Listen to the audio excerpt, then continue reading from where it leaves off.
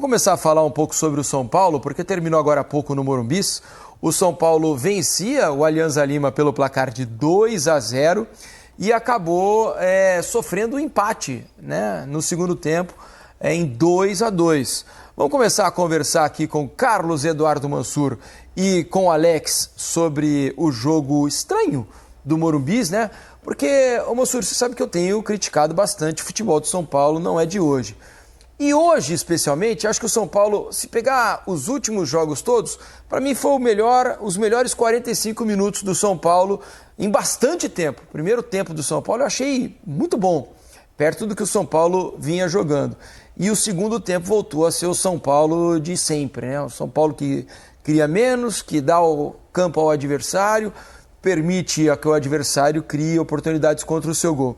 E já adianto aqui, Mansur, que me pareceu um erro de avaliação do Zubeldia, a não ser que tenha havido um pedido para substituição, um cansaço demasiado ou alguma lesão que a gente ainda desconheça. Mas o Ferreirinha era o melhor jogador do jogo e ele saiu com 15 minutos do segundo tempo. Quando o jogo ainda estava 2-0 para o São Paulo. Me pareceu uma substituição que tenho a impressão que mudou um pouco o curso do jogo, não, Mansur? Não, assim, minha leitura é basicamente a sua. Assim. Primeiro tempo do São Paulo muito bom em muitos aspectos. Assim. Uhum. Primeiro, a participação, uma coisa que para mim, evidente que o Ferreira é o nome que se destaca no primeiro tempo pelo caráter decisivo que ele teve. Mas me chamou muita atenção a participação dos volantes do São Paulo no jogo, na construção de jogadas, especialmente do Marcos Antônio, né? Fez um primeiro tempo de altíssimo nível, muito, né? Bem. Inclusive, não só chegando por trás como organizador, ele e o Alisson fazendo esse papel, mas por vezes ele ultrapassando, fazendo a jogada, como foi no lance do segundo gol do São Paulo, que ele faz a ultrapassagem pelo lado e se projeta. Mas o São Paulo conseguia ter aproximações, ter construção de jogadas, recuperava rapidamente a bola. É verdade, tomou um susto no lance do Barcos, que a bola toca no travessão. Mas naquele momento do jogo, a chance criada pelo Aliança, primeiro que não era um lance de grande probabilidade de gol, né? Foi um chute que acabou pegando muito bem de longa distância e batendo no travessão, mas era meio fora do roteiro do jogo. O São Paulo era o time dominante, né? E aí, o Rafael tinha feito uma defesa logo no começo do jogo, só com 5 minutos, um chute do Lavandeira. Isso. De fora que ele espalma, parece que eu tenho. Mas até o jogo absolutamente controlado e o São Paulo naturalmente construindo as suas oportunidades, fazendo os gols e pavimentando ali o caminho de uma vitória que parecia certa. O segundo tempo tem uma outra curiosidade, né? A gente vai entender depois, provavelmente com a entrevista, a saída do Ferreira, que fazia uma ótima partida, mas também me chamou a atenção quando o São Paulo começa a ameaçar perder um pouquinho do controle do jogo e ainda sem ter cedido grandes oportunidades. O Zubeldia coloca o Wendel pelo lado esquerdo, né, que é a substituição em que saiu o Ferreira, para aparentemente ele fazer uma dobra com o Enzo Dias. Os 2 gols do Aliança são construídos por esse setor. Não funcionou. É curioso como... E no primeiro, o espaço que se abre entre... Embora o Wendel funcionasse numa linha um pouco adiante do Enzo Dias, naquele momento ele é quem estava numa posição mais perto da área defendida pelo São Paulo. O espaço que se abre entre ele e o resto do sistema defensivo é muito grande, permitindo a infiltração do ataque do Aliança e a construção do gol. E o 2-2 é um lance de uma rara felicidade, né? Um golaço, né? Um golaço numa... A bicicleta me parece pegar um pouco de canela, né? Foi meio uma puxeta, né? Porque não foi aquela bicicleta clássica reta, ele pega meio de lado mas não aqui, parece pegar no pé, parece pegar na canela. Um pouco, e ela acaba vencendo o Rafael. Mas a partir dali, a partir do primeiro gol, o São Paulo não conseguiu existir mais no jogo. O São Paulo ofensivamente não produziu mais nada. Ainda teve um chute na trave no apagar das luzes, já no Caleri, né? Já nos acréscimos, naquele abafa. Mas era muito mais abafa do que a organização do primeiro tempo. O jogo do São Paulo totalmente desapareceu. Mas assim, você vê a questão da saída, não dá para confirmar, até porque o Ferreirinha ele tem um certo problema que a gente não conhece a fisiologia dele. Tem que esperar a entrevista. Aquele limite que às vezes você chega para alguns atletas, ele é maior, parece que pro Ferreira disso. E o jogo, queira ou não, até ele sair, também estava bem controlado. E às vezes você fala, tô num 2-0, vou segurar aqui, mas eu vou ter a agressividade, não vou ter realmente o drible, algo do Ferreira. Só que aí você acaba abrindo a possibilidade de discussão sobre, poxa vida, parece que é só o Ferreira que saiu. Como você falou bem, a questão de estar dobrado, não pode você deixar acontecer um lance ali, você com os 2 laterais naquele setor, né? Você pode tomar de outro. Mas aí aquela baixa da guarda, achando que você está com o jogo vencido numa Libertadores da América, isso mostra alguma fragilidade desse elenco, desse time, desse treinador do São Paulo, que acaba gerando um pouco de dúvida na torcida. Mas foi muito animador esses primeiros 60 minutos, vamos dizer assim, do São Paulo, igual você falou bem, mesmo sem Lucas e sem Oscar. Construindo, lógico, o Ferreirinha é o maior deles, mas eu acho que estava fluindo por todos os lados do campo, né? Então o São Paulo estava fazendo um jogo seguro, um jogo maduro de quem estava jogando em casa e se desenhou realmente uma vitória um pouco mais tranquila e acaba realmente virando desse jeito. Você traz uma carga para você que parece que pesa em cima de uma substituição. Se você pensa assim, era um jogo que o São Paulo, pela atuação do primeiro tempo, não é que ele se reconciliava totalmente com a arquibancada, mas ele melhorava, dava uma polida. Dava um pouco mais de força. Na relação. Não foi aquele jogo chato que normalmente o São Paulo tem feito, né? Isso, foi um jogo muito acima do nível do São Paulo recente, né? E o grande efeito, assim, em termos de Libertadores, eu não acho que vá ter uma grande consequência. Eu acho que o São Paulo tem tudo. A vitória fora de casa ajudou demais nesse aspecto. Exatamente. O São Paulo pode ter um caminho. O São Paulo tem tudo para ganhar do Libertad e do Tajeres em casa. Não são jogos que você vai ganhar antes de entrar em campo. Vai precisar jogar bem, jogar como jogou o primeiro tempo. Mas o São Paulo tem as condições de ganhar, fazer 10 pontos e, eventualmente, se conquistar um ponto fora nos outros 2 jogos que restam, ter a classificação. O problema é que já é um time que está sendo questionado pelo rendimento. Isso. Tem uma arquibancada que quer rendimento no jogo que você pode melhorar essa relação, construir um novo momento. O resultado acaba escapando e o ambiente final é de um humor muito ruim, né? Porque você vai para a vitória do jeito que estava, de 2-0. Por mais que tomasse uma pressãozinha ali na parte final, até normal de repente, mas você viveu algo de falar, poxa vida, o São Paulo na Libertadores está diferente, né? Você cria isso. Só que daí você chega no final do jogo, o torcedor já fala, poxa vida, e aí? E não foram só os 2 gols, né? Se a gente pegar logo depois do primeiro gol, há uma cabeçada que a bola passa raspando a trave do Rafael vai nela e ela sai perto. E aí eles conseguem o segundo gol. E o detalhe é o seguinte, né? Tinha tido também já uma finalização também do Caleri, que bateu no travessão nesse período. Então, não foi um jogo que depois ele passou a ser atropelado, não. Ele toma dois. Mas criou muito menos no segundo tempo. Muito menos. Né? Aí é normal. Mas aí chega no momento do jogo que você vai dar uma administrada, vamos dizer, porque quem tem que construir realmente é o adversário. O problema é que deixou pagou construir, caro, né? Pagou caro. O detalhe é o seguinte, o Alianza Lima tinha disputado 19 jogos de Libertadores aqui no território brasileiro. Tinha perdido todos os 19. Essa foi a primeira vez que o Alianza Lima volta para o Peru, tendo levado um ponto na bagagem. Porque permitiram isso, né? Pois é. O Alianza tinha perdido em casa para o Libertad, né? Exatamente. E o São Paulo, de novo, né, deixa o campo muito vaiado, né? Hoje, 50 mil pessoas no Morumbi, vaiando o time na saída de campo. E essa depois desse empate. Essa sensação da gente dentro de campo, torcedor sim, mas tá lá, você construiu, tá um ambiente totalmente favorável, pelo menos você ganhar desses 2-0 e falar, ufa, tá legal, 2 vitórias, você já vai desenhando isso na sua cabeça, aí você termina dessa maneira sendo vaiado e você, né, os jogadores do São Paulo também saem realmente de uma maneira muito chateada, porque eles que permitiram isso acontecer para trazer essa carga para eles que eles construíram para algo diferente. Porém, competição, meu filho, você tem que ser os 90 minutos, não dá para você os 100 minutos que seja, porque Libertadores ela é cruel. E tem aquela questão, né? Às vezes quando você é superior ao jogo, você tem que ir para cima e tentar matar a partida, né? Achei que o São Paulo ali, quando ele faz a substituição, ele fala, opa, vamos me defender. Né? Ele tira o Ferreira e coloca o Wendel.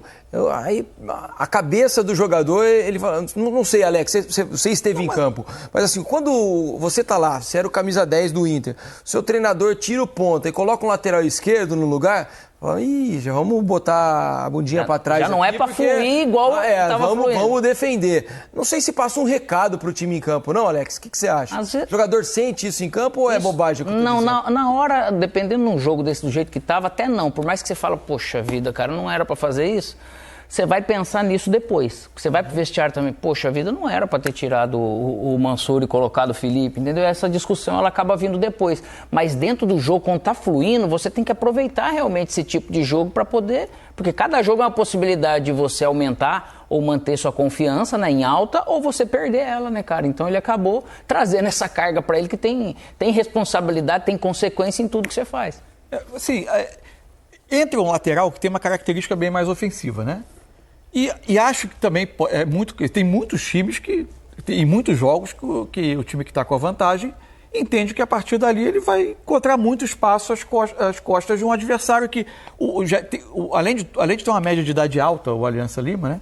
É um time que naturalmente, tendo perdido o primeiro jogo, indo para o vestiário no intervalo com 2-0 contra, eu acho que é razoável você planejar um segundo tempo, tentando defendendo um pouco mais atrás e explorando espaço para contra-atacar. Só que o São Paulo não conseguiu, não funcionou a ideia, né? O São Paulo jogou mal o segundo tempo, jogou muito mal o segundo tempo. Sabe que às vezes eu penso que o time brasileiro, às vezes precisa assistir um pouco mais o futebol internacional, assim, os grandes times, porque o São Paulo é um grande time na Libertadores, né? É um time de camisa, um time de peso, um time que sempre se impôs jogando dentro de casa. E a gente vê o Barcelona jogando, né, ontem. Mas aí o Barcelona vai... Não, tudo bem, mas assim, dentro do mundo... Outro contexto. Você está em casa, jogando contra o adversário muito mais fraco. Vai em cima, já está 2-0, vamos tentar fazer o terceiro, 4, matar o jogo, aí você descansa. Com 2-0, a gente sabe como é o futebol hoje. Um gol, acontece o que aconteceu. Você toma o 2-1, já na cabeça, já fala, opa... Agora complicou, temos que defender e tal. Pelo menos eu penso assim, eu acho que se você é tão superior como era o São Paulo no jogo, por que não, ao invés de administrar, tentar matar o jogo, construir um pouco mais, ser incisivo na frente para fazer mais gols e tentar deixar o jogo mais confortável, né? Mas o jogo, assim, tem uma competição, né? Tem um adversário também que eventualmente o São Paulo volta para o segundo tempo. Não dá para afirmar que o São Paulo voltou no segundo tempo disposto a defender atrás. O São Paulo volta para o segundo tempo, não consegue jogar tão bem, o adversário começa a crescer, você começa a se sentir um pouco menos seguro no jogo, e isso vai acontecendo naturalmente. Você acaba se retraindo, tentando explorar o contragolpe. Pode ver que até o Às vezes é imposição também. Até o time inferior, ele cabe. É lógico que o São Paulo sabe, para alcançar coisas grandes, e para qualquer time, ele não pode dar esse tipo de oportunidade de abrir 2-0 em casa, ou qualquer lugar, mas principalmente em casa, com força da sua torcida, e deixar empatar, eles sabem disso. Né? Eles, toda a diretoria e todo mundo ali dentro, que perde-se uma oportunidade de você ter 2 pontos a mais, que faz muita diferença. E cada jogo você vai atrás da conquista, ou de manter, ou de aumentar aquela questão da identidade. E aí que o São Paulo, de vez em quando, ele tem dado essa escorregada para poder manter sempre em dúvida essa questão do trabalho do Zubeldia, ou por produtividade, ou juntando isso, de repente, com resultado. Então, acaba trazendo algo aí que eles vão ter que administrar, mas eles têm que mudar isso. Não pode perder a oportunidade de ganhar um jogo em casa de um adversário inferior, da maneira que eles mesmos construíram, como aconteceu. Última informação do jogo do Fortaleza, a partida oficialmente cancelada. Então, não teremos o recomeço do jogo na noite de hoje, pelo menos. Isso é oficial a partir de agora. Quando tivermos outras informações, traremos para vocês. Ainda sobre o São Paulo, também não podemos deixar de falar da perda do Arboleda, né? Que é um desfalque sensível ali no intervalo, uma mexida que ele não pretendia fazer. O Arboleda acaba deixando o campo para a entrada do Juan, né? Então acho que também atrapalha um pouco dos planos, do sistema que estava funcionando muito bem ali do São Paulo e permitindo pouco ao Alianza Lima até então, né? Ele tem variado muito também a forma de montar a defesa, né? Tem jogos que ele entra de fato com 3 zagueiros e 2 alas. Hoje, na minha leitura, era uma linha de 4 absolutamente convencional, né? Em que o Ferrarese era um lateral direito. Praticamente o Atlético Mineiro fez, né? Vamos dizer assim, ou fez hoje, e no último jogo ele acabou fazendo. A ideia desse zagueiro ele ser um lateral não tem problema. E eventualmente ele foi em apoio. Isso não mesmo. É um lateral que vai passar toda hora, porque nem é a característica. Isso. Mas ele funcionou como um lateral numa linha de 4. É evidente que tudo funcionou melhor no primeiro tempo e nada funcionou no segundo. Totocuri, um grande São Paulino aqui, também lembra que o São Paulo hoje estava sem Oscar, sem Lucas, né? A gente já falou aqui. Luiz Gustavo. Sem Pablo Maia e Luiz Gustavo, né? Ou seja, 4 potenciais titulares do meio campo. E experientes, né? Nesse claro sentido. que o Alisson hoje é um titular absoluto desse time, mas são 4 caras com potencial e também não puderam você pegar para administração de algo, Luiz Gustavo, que tem toda essa questão, o Pablo Maia ainda é um jovem, né? Mas Oscar e Lucas, lógico que dá um peso, mas, poxa vida, de você manter... O mais difícil é você construir esse 2-0. Realmente faltou essa sabedoria, toda essa capacidade deles. Teve jogos que ele usou a linha de 4 com o Cedric fazendo a ponta direita, né? Hoje ele optou pelo Lucas Ferreira. Que, aliás, ele ficou com bastante personalidade no jogo. Talvez em alguns momentos... Aliás, merece elogio. Entrou muito bem esse menino, né? Muito bem. Com personalidade, indo pra cima, tentando bater a gol, né? Criando bons momentos. Às vezes o último toque não acertou a finalização, não acertou o acabamento da jogada, mas deixou uma impressão muito boa. O jogador que ele absolutamente não sentiu o jogo. É lógico que o São Paulo, para finalizar, Felipe, ele tem que pensar nessa brecha de tomar os 2 gols, mas ele tem que carregar para ele o que tem de positivo, porque dentro do ambiente de futebol, poxa vida, isso aqui eu tenho muita coisa de boa para enfrentar, mesmo sem Oscar, mesmo sem Pablo Maia, mesmo sem Lucas e tal. Então, isso é possível ele fazer contra qualquer adversário, né, cara? Então, esse lado ele tem que levar, mas o futebol também você tem que aprender a ter consistência. E aí eu pergunto para vocês o seguinte, fazendo, somando aqui, dividindo ali, multiplicando cá e tirando uma conclusão. Pelo primeiro tempo bom que a gente viu de São Paulo, como há tempos não vínhamos, mas com o segundo tempo ruim e um empate decepcionante em casa diante de 50 mil torcedores. Como é que, se a gente fizesse aqui um termômetro, o termômetro fica mais para o positivo ou para o negativo na avaliação que é feita constantemente sobre a comissão técnica do São Paulo? De que maneira você olha para a comissão técnica depois desse jogo, Mansur? Positivamente pelo primeiro tempo, pela atuação, ou negativamente pelo que o contexto acabou criando ao final do jogo? Essa pergunta, porque é evidente que é fácil dizer aqui, sentado na cadeira, conversando com vocês. Porque eu estou perguntando para você, porque isso deve estar passando pela cabeça dos dirigentes. Porque a minha opinião não vai gerar nenhuma decisão de ninguém. Claro. Eu nunca avaliaria a comissão técnica a cada jogo. Para mim, eu acho que o trabalho ele é um contexto e uma observação de uma evolução. Eu continuo achando que eu esperava que o São Paulo estivesse num estágio muito superior ao que está hoje. É assim que eu vejo o trabalho. O primeiro tempo ele pode ser um sinal de algo, de uma base para o São Paulo crescer a partir daí, mesmo jogando com desfalques, mesmo com uma escalação que provavelmente não vai eventualmente se repetir tantas vezes, porque se espera que os jogadores aos poucos vão retornando. Alguns casos são mais demorados, né? O caso do Luiz Gustavo é mais difícil até de prever. Mas, enfim, o fato é que eu continuo achando que, se você analisa um retrato do trabalho como um todo, ele é um trabalho que não conduziu o São Paulo a um ponto de evolução que a gente imaginava. Há jogadores e há qualidade técnica para jogar melhor do que o São Paulo jogou nesse período todo, vendo o trabalho como um Sem todo. dúvida. 45 minutos é uma amostragem pequena para você dizer, tá aí, aqui está a semente da melhora. Se os próximos jogos repetirem esses 45 minutos, a gente vai poder dizer, o São Paulo melhorou. Por enquanto é precipitado. E para você, Alex? Sem ter terminado positivamente o jogo, que já carrega uma pressão, um descontentamento, só esses 45 minutos que pareceu trazer um frescor, ele é pouco para poder tirar essa carga. Pode falar assim, poxa vida, teve algo ali, só que terminou como vem terminando, entende? Então qual que é o São Paulo? Quando hoje no Brasil a gente olhando, e mesmo que seja um trabalho, olhando todo esse trabalho do Zubeldia, você realmente fica... Ele te deixa indo com a pulga atrás da orelha. Eu acho que é isso que ele não te livra da questão da pulga atrás da orelha por justamente você ter deixado empatar um jogo que estava ganho. Vou fazer aqui um desafio para o torcedor do São Paulo. Na hashtag troca de passe. Você, torcedor do São Paulo, mande aqui a sua mensagem para a gente. Como é que você avalia a comissão técnica do São Paulo? Você está satisfeito com o que o São Paulo vem apresentando? Você acha que o time tem melhorado em alguns aspectos? Ou você acha que não evolui e está na hora de trocar? Queria que vocês aí de casa, torcedores do São Paulo, se manifestassem no Twitter, no X, hashtag troca de passes, mandem as suas mensagens, vou ler algumas daqui a pouco aqui. Por exemplo, se você pensar, o primeiro tempo do jogo com o Atlético, no fim de semana. Foi bom. Foi bom. Foi bom. O jogo muda um pouco de cara depois da parte final. Mas não em termos de criação, de oportunidades, mas controlado é um jogo muito contra um grande adversário. No adversário que jogava, não no estádio dele, mas jogava em casa, jogava no estádio que ele está muito acostumado, um jogo difícil. São Paulo respondeu bem. Aos poucos você pode começar, por isso que não dá para o humor em função de um trabalho mudar a cada jogo ou a cada 45 minutos. Sim. Então, de repente, a gente está começando a ter pequenas amostras de que a coisa pode evoluir, aguardar. É sempre bom observar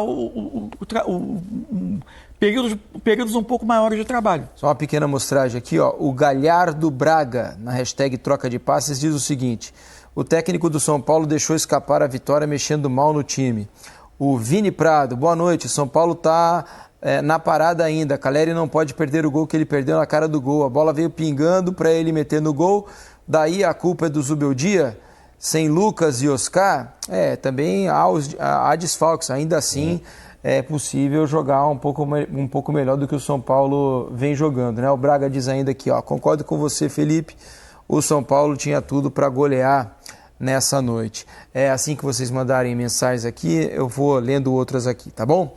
A gente faz uma pausa. Assim que Zubeldia falar lá no Morumbi, a gente também tenta trazer a entrevista do técnico do São Paulo depois desse empate diante de 50 mil pessoas no Morumbi. A classificação do grupo, vamos colocar aqui só a classificação, para quem não está tão ligado como está esse grupo do São Paulo na Libertadores, visualizar a situação de momento, ó.